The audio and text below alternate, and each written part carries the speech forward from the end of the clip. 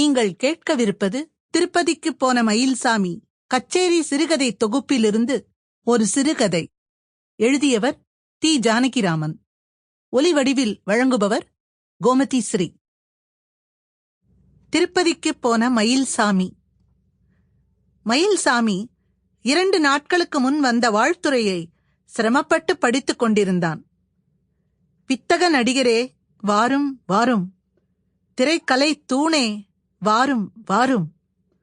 நடிப்புக் கலையின் மானிட வடிவே, ஒன்றா உலகத்து உயர்ந்த புகழல்லால் பொன்றது நிற்பதொன்று இல் என்று தமிழ்மறை தத்துவ திருவள்ளுவன் மொழிந்தார்க்கேற்ப ஒப்பில்லா புகழில் ஓங்கி வளர்க உத்தம நடிகர்.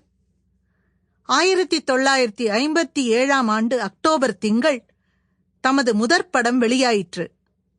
உருசியர் விட்ட ஸ்புட்னிக் உலகம் சுற்றத் தொடங்கிய கணமே தமது படமும் வெளியாயிற்று என ஆராய்ந்து நீவிற் கட்டிய புதுமனைக்கு சுபுத்தினியகம் என திருப்பெயர் வைத்த விஞ்ஞான நடிகர் நீரே ஆவீர்.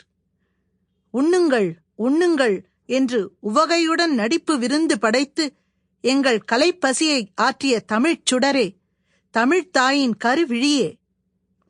நடிப்புக்கோன், திரை நடிப்பு வேங்கை, நடிப்பு வேழம், திரையுலக மன்னன், திரைப்பட இளங்கோ முதலிய எண்ணற்ற பட்டங்களை உமக்கு கலையுலகம் காணிக்கையாய் அளித்துள்ளது.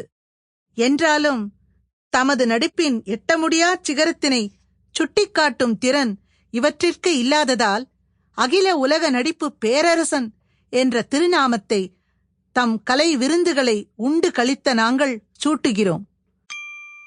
Sample complete. Ready to continue?